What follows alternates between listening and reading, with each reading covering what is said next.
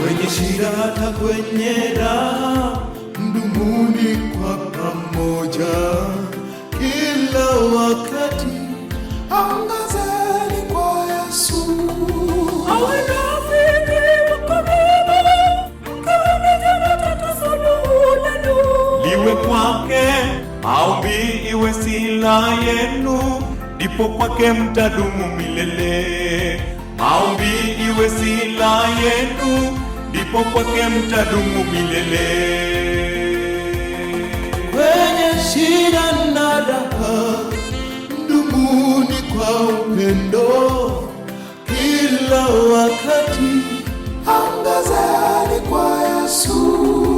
Awe rafiki wa karibu, mkaone matatizo suluhu lenu. Liwe kwake maombi iwe sila yenu, ndipo kwake mtadumu milele.